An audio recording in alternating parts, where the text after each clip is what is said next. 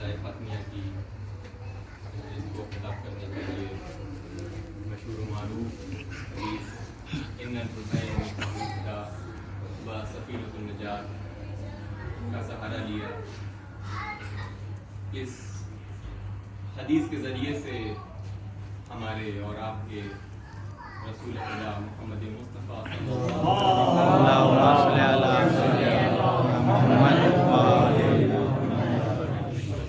اپنے دل کے چین اپنے نواسے شہید کربلا امام حسین علیہ السلام کا تعارف کرواتے ہوئے نظر آ رہے ہیں. اس حدیث کے ذریعے سے گویا امام حسین علیہ السلام کا تعارف نہیں کروایا جا رہا ہے، بلکہ اپنے الفاظوں کو بدل کے اگر اس طرح سے میں پیش کروں کہ ساری دنیا کا جو انسانیت کا علم بردار ہے اس کا تعارف کروایا جا رہا ہے تو اس میں کوئی شک نہیں ہونا چاہیے. صلوات پڑھ کر محمد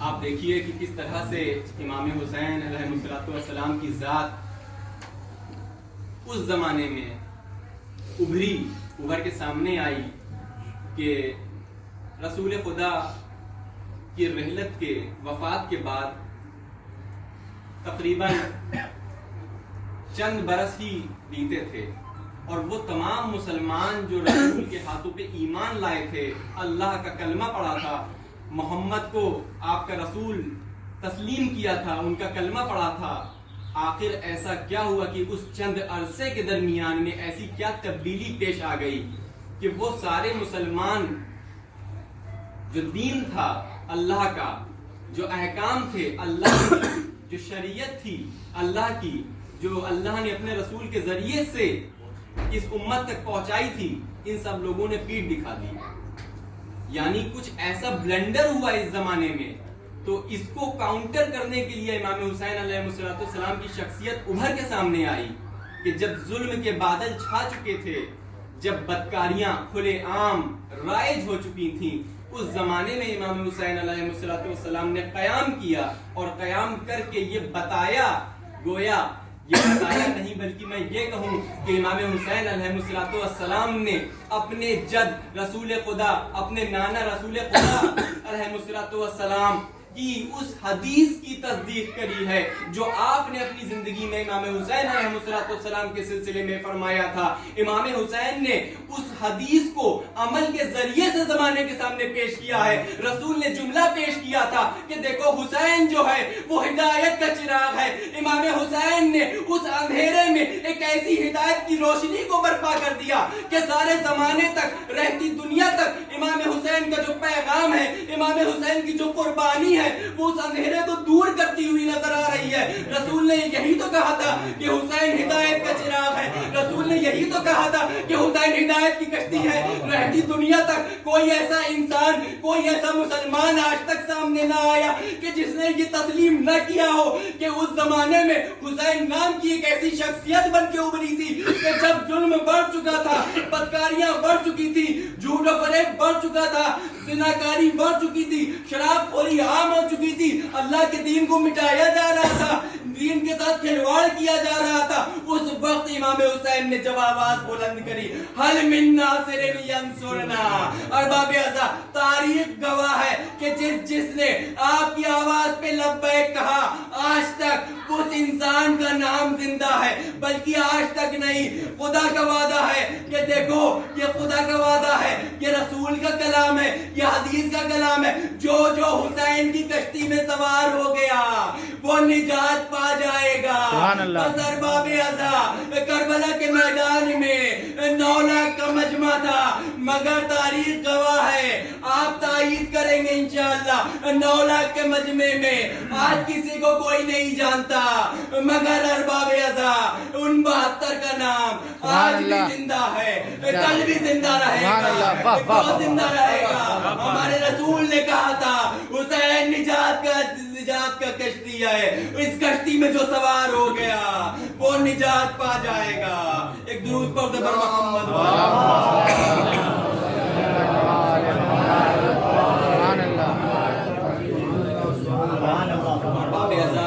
آپ دیکھیے کہ کس طرح سے امام حسین علیہ السلام کی ذات اس اندھیروں کو دور کر رہی ہے، اور یہی وجہ ہے، یہ اس حدیث کی برکت ہے کہ آپ کی شہادت کے بعد آج آپ کی تعلیم، آپ کی کردار ہمارے درمیان میں زندہ ہے۔ آج جب کبھی انسانیت کا نام لیا جاتا ہے تو امام حسین علیہ السلام کا نام نہ آئے، ایسا ممکن نہیں ہے۔ بس ارباب اعزاء، پیش کچھ چند منزل پہ آپ کو میں پہنچانا چاہتا ہوں، اور دامن وقت میں زیادہ گنجائش نہیں ہے۔ بہرحال امام حسین علیہ السلام سے پہلے بھی ایسی شخصیتیں خداوند متعال کی جانب سے اس دنیا میں آتی رہیں کہ جن کا مقصد تھا کہ اللہ کی جانب سے اللہ نے جس کو بھیجا اس امت کے لیے، اپنے بندوں کے لیے، کہ وہ جائیں اس دنیا میں آئیں اور لوگوں کے لیے، بندوں کے لیے ہدایت ہادی بن کے آئیں، رہبر بن کے آئیں، رہنما بن کے آئیں، تاکہ لمحے بھر کے لیے یہ زمین، روئے زمین اللہ کے بھیجے ہوئے انبیاء سے خالی نہ رہے۔ کبھی ایسا نہ ہو کہ کوئی امت ایسی یہاں پہ موجود ہو کہ جو بروز محشر قیامت کے دن یہ دعویٰ کر دے کہ اے میرے معبود، میرے زمانے میں تو نے مجھے کوئی ہادی نہیں دیا، میرے زمانے میں تو نے مجھے کوئی رہبر نہیں دیا۔ ارباب اعزاء، قرآن مجید میں سورہ فاطر میں خداوند متعال ارشاد فرما رہا ہے، انا ارسلناک بحق بشیرا و نذیرا، ہم نے تمہارے ہی درمیان سے کچھ لوگوں کو چن لیا ہے اور ان کو تمہارا ہادی بنا کے اس دنیا میں بھیجا ہے۔ توجہ چاہتا ہوں، قرآن کے جملے غور فرمائیے گا۔ ہم نے تمہارے ہی درمیان سے کچھ ایسے خاص لوگوں کو چن لیا ہے، اور ان چنے ہوئے بندوں کو ہم نے تمہاری ہدایت کے لیے اس دنیا میں بھیجا ہے۔ بس ارباب اعزاء، اب آپ دیکھیے کہ ایک شخص جب یہ پوچھا گیا اس حدیث کے بارے میں، اس قرآن کی آیت کے بارے میں جب دریافت کیا گیا، اہل بیت کی خدمت میں جب حاضر ہوا انسان اور امام باقر علیہ السلام سے اللہم صلی علی محمد وآل محمد، امام باقر سے دریافت کیا کہ مولا یہ بتائیے اس حدیث میں کس کا ذکر ہو رہا ہے، یہ کس کو ہادی بولا جا رہا ہے؟ تو امام باقر علیہ السلام نے پیغام دیا کہ میرے شیعوں کے جو گروہ ہے اس تک یہ پیغام پہنچا دو کہ جب کبھی بھی ہماری ولایت کے اوپر، سلسلہ امامت کے اوپر بحث ہو تو اس آیت کو پڑھ کے تم حجت کو تمام کر دینا اور ہماری امامت کو ثابت کر دینا۔ ارباب اعزاء، ہم شیعان اہل تشیع، ہم اس حدیث کے اوپر ایمان رکھتے ہیں، اور ہم ان چنے ہوئوں کے اوپر ایمان رکھتے ہیں جن کو خدا نے ہماری ہدایت کے لیے بھیجا ہے۔ ارباب اعزاء، اب بات قسمت کی ہے کہ ہم نے، اللہ نے کہا کہ دیکھو ہم تمہارے درمیان میں اپنے کچھ خاص بندوں کو چن لیا ہے جن کو میں تمہاری ہدایت کے لیے بھیج رہا ہوں۔ بس ارباب اعزاء، اب یہ قسمت کی بات ہے، ہمارا ایمان، ہمارا عقیدہ ان چنے ہوئے کے اوپر ہے کہ جن کو اللہ نے ہمارے لیے چن لیا تھا۔ اب وہ بات اور ہے کہ کچھ بدبخت ایسے بھی زمانے میں گزرے، کچھ بدبخت ایسے بھی زمانے میں گزرے کہ ہم نے جن کو چن لیا اور اس کے بعد جو چھٹ چکے تھے انہوں نے ان کو چنا۔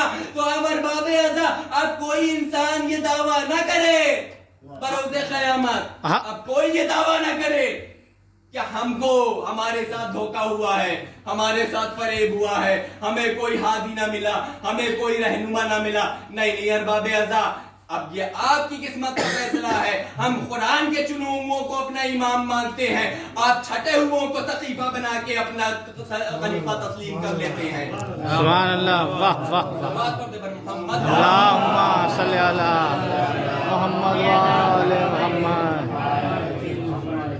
تو ارباب اعزاء، آپ دیکھیے کہ کس طرح سے ہم کتنے خوش قسمت ہیں کہ خداوند متعال ہماری ہدایت کے لیے مسلسل طور پہ آدم سے لے کے خاتم تک ایک سلسلہ ہے انبیاء کا کہ جن کو ہمارا ہادی اور رہنما بنا کے دنیا میں پیش کیا تاکہ ہم گمراہ نہ ہو۔ ہمارا خیال ہے اللہ کو، اتنا خیال ہے ارباب اعزاء، اس کے بعد ارباب اعزاء اللہ یوں ہی ابھی بیچ رستے میں تنہا نہیں چھوڑ سکتا ہے، بلکہ منزل تک پہنچانے کا اللہ نے وعدہ کیا ہے، بشرطے تم اس کے چنے ہوئے لوگوں کی اوپر بھروسہ کرو، اس کے اوپر عقیدہ رکھو، اس کے اوپر ایمان لے آؤ، اور جو طرز زندگی وہ بتلا رہے ہیں اس کو اوپر عمل کرتے ہوئے اگر تم آگے بڑھو گے تو تم کمال کی منزلوں کو طے کرتے ہوئے اس بارگاہ میں پہنچو گے کہ جس بارگاہ کا وعدہ خدا اپنے قرآن میں کرتا ہوا نظر آ رہا ہے. کیا ایک درود پڑھ دے پر محمد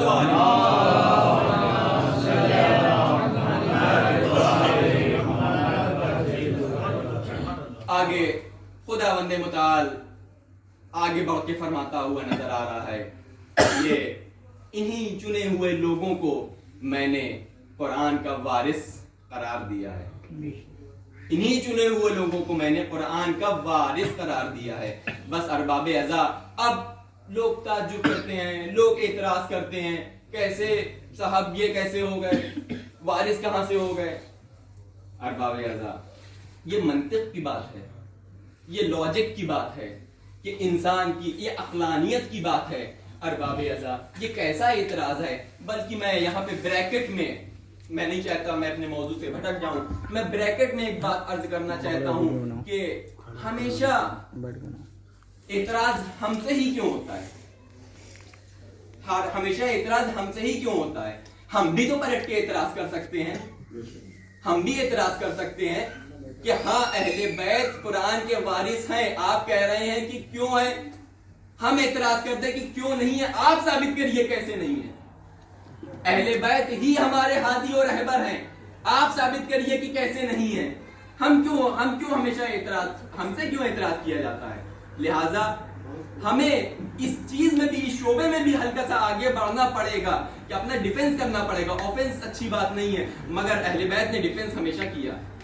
کبھی ایسا کوئی گوشہ اہل بیت کی زندگی میں نہیں ملے گا کہ جہاں پہ اہل بیت نے اپنا ڈیفنس نہ کیا ہو. اور ہدایت بھی کری ہے کہ جب بھی ولایت کے اوپر بات آئے تو ہمارا دفاع کرنا. تو ارباب ازا اب آپ دیکھیے کہ قرآن آواز دیتا ہوا نظر آ رہا ہے کہ ہم نے انہی ہادی و رہبر کو قرآن کا وارث قرار دیا ہے. ارباب ازا اچھا، لوگ جب اعتراض کرتے ہیں کہ وارث دیا ہے قرآن کا، کیسے ثابت کریے قرآن کا کیسے وارث ہو سکتا ہے؟ کوئی وارث نہیں ہے. بچہ ایک سمپل سا کانسیپٹ ہے.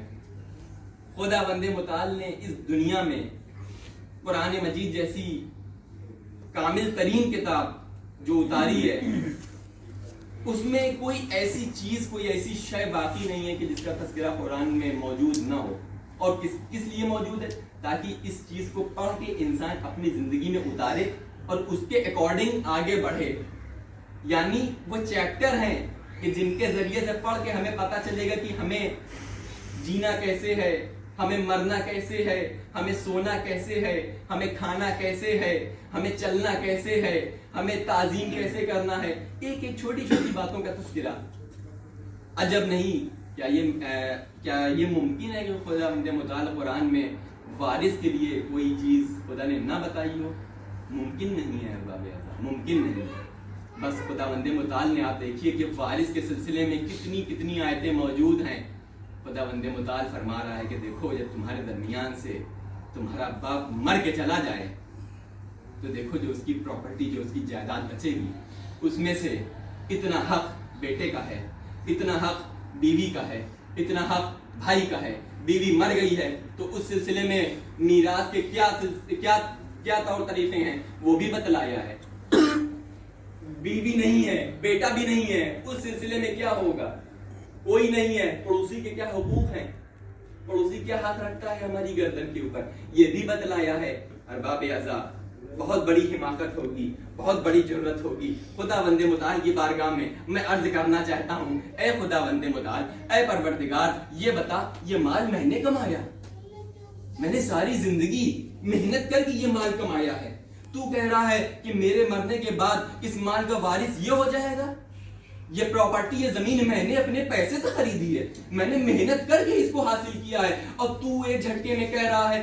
جرت ہے ارباب ازا، یہ خدا بند متعال کی بارگاہ میں جرت کرنا آسان بات نہیں ہے. ہاتھ جوڑ کے خدا بند متعال کی بارگاہ میں جرت کر رہا ہوں کہ کیا کہہ رہا ہے تو؟ یہ میں نے محنت کر کے کمایا ہے، تو اس کا وارث کسی اور کو کیسے بنا رہا ہے؟ ارباب ازا پیسہ میں نے کمایا، وارث اللہ بتا رہا ہے. پراپرٹی میں نے کمائی، وارث اللہ بتا رہا ہے. اولاد میری ہے، وارث اللہ بنا رہا ہے، ارباب اعضاء یہ جو کچھ ہے یہ سب کچھ ہمارا بنایا ہوا ہے، وارث اللہ بنا رہا ہے۔ اب مجھے کہنے نہیں دیجیے پھر آپ کے حوالے، اب مجھے کہنے نہیں دیجیے ہماری کمائی ہوئی چیزوں کے اوپر وارث اللہ بنا رہا ہے۔ ارباب اعضاء قرآن اس کا، شریعت اس کی، یہ احکام اس کے، نبی اس کا، امام اس کے، کیسے ممکن ہے کہ اپنے قرآن کا وارث اللہ پہ بنا وارث کے چھوڑ دے؟ یہ کیسے ممکن ہے اپنے نبی کو بنا وارث کے چھوڑ دے؟ ارباب اعضاء جب ہماری کمائی ہوئی چیزوں پہ اللہ جو ہے بنا وارث کے نہیں چھوڑ سکتا، ارے جس کا مالک اللہ ہے، کیا بات ہے، سبحان اللہ سبحان اللہ، ارے جس کا مالک اللہ ہے، جو اللہ کی کتاب ہے، یہ اولاد ہماری اللہ کی تو نہیں ہے، یہ پیسہ میرا ہے اللہ کا تو نہیں ہے، کمایا میں نے ہے، رازق اللہ ہے، کمایا میں نے، محنت میں نے کیا، ظاہری طور پہ تو یہ میرا ہے، اللہ وارث بتا رہا ہے۔ تو ارباب اعضاء کیسے ممکن ہے، کیسے ممکن ہے کہ ارباب اعضاء قرآن مجید کا وارث بنا وارث چھوڑ دے قرآن کو؟ ایک صلوات پڑھ دے بر محمد۔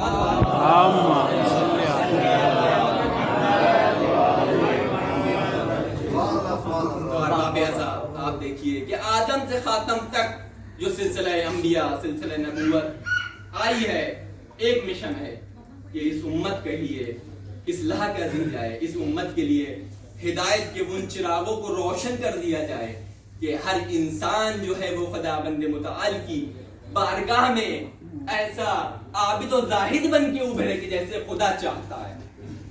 آپ دیکھیے جناب آدم اس دنیا میں آئے، بھیجے گئے، آدم آئے اس دنیا میں۔ اب آدم کے آنے کے بعد آپ دیکھیے کیا ہوتا ہے۔ اب آدم اس دنیا میں آ گئے، تشریف لے آئے۔ اب جناب آدم نے خداوند متعال کی بارگاہ میں ہاتھ جوڑ کے بس ادب و احترام، اے پروردگار جب میں تیری بارگاہ میں موجود تھا تو میں بیت المعمور کا طواف کیا کرتا تھا۔ ارباب اعضاء بیت المعمور کیا ہے؟ ہمارے درمیان میں پڑھے لکھا مجمع ہے۔ اپنے چھوٹے چھوٹے بچوں کے لیے میں عرض کرنا چاہتا ہوں، آپ سب بہتر جانتے ہیں کہ بیت المعمور اس آسمان کے اوپر وہ موجود ہے کہ ورڈ دیکھیے آپ، بیت المعمور، بیت یعنی گھر اور معمور یعنی جو آباد ہے۔ بیت المعمور وہ مقام ہے کہ جو خانہ کعبہ کے جسٹ اوپر ہے۔ تو ارباب اعضاء اب جناب آدم نے کہا کہ میں بیت المعمور کا طواف کیا کرتا۔ ارباب اعضاء بیت المعمور کے بارے میں عرض کر دوں کہ بیت المعمور وہ جگہ ہے کہ جس مقام کا طواف 70,000 فرشتے ہر لمحہ کرتے رہتے ہیں، ہر لمحہ۔ یہاں تک کہ حدیثوں میں ملتا ہے، تاریخ میں ملتا ہے، روایتوں میں ملتا ہے کہ بیت المعمور کو ایک لمحہ کے لیے کوئی فرشتہ نہیں چھوڑتا ہے، اور آگے ملتا ہے کہ جو فرشتہ ایک بار اس بیت المعمور کا طواف کر لیتا ہے وہ زندگی میں دوبارہ طواف نہیں کرتا۔ اللہ اکبر! 70,000 فرشتے، توجہ چاہتا ہوں، 70,000 فرشتے اس کا مسلسل طواف کر رہے ہیں، اور جو ایک فرشتہ اس کا طواف کر لیتا ہے وہ زندگی میں دوبارہ طواف نہیں کرتا۔ جناب آدم کیسے نظر آ رہے ہیں؟ خداوند متعال کی بارگاہ میں ہاتھ جوڑے ہوئے نظر آ رہے ہیں۔ اے پروردگار جب میں اوپر تھا، جب میں تیری بارگاہ میں موجود تھا تو میں بیت المعمور کا طواف کیا کرتا ہے۔ اب چونکہ تو نے مجھے پیغمبر بنا کے اس دنیا میں بھیجا ہے تو مجھ کو اس عبادت کی مجھ کو یاد آ رہی ہے، اس عبادت کا لطف اتنا زیادہ ہے کہ اب مجھ سے بے چینی، میرے دل میں جو بے چینی کی جو حالت ہے، جو اضطراب ہے، وہ بڑھتا چلا جا رہا ہے۔ خداوند متعال نے کہا اے آدم تو ہاتھ جوڑ کے میری بارگاہ میں کچھ مانگ رہا ہے اور میں تجھ کو نہ دوں، بس ارباب اعضاء خانہ کعبہ کی جو تعمیر ہوئی ہے بیت المعمور کے بس ارباب اعضاء آپ کی زحمت میں نے تمام کیا۔ آپ سب جس منزل کو پانے کے لیے یہاں پہ آمادہ ہیں، بس میرا دل چاہتا ہے کہ میں آپ کو اس منزل پہ لے چلوں۔ ارباب اعضاء یہ وہ فاطمہ ہے کہ جس نے قیام کیا دشمن کے خلاف، حاکم وقت کے خلاف، اب کس طرح سے اقلیت کا مظاہرہ کیا، کس طرح سے حکمت آمیزی کا مظاہرہ کیا۔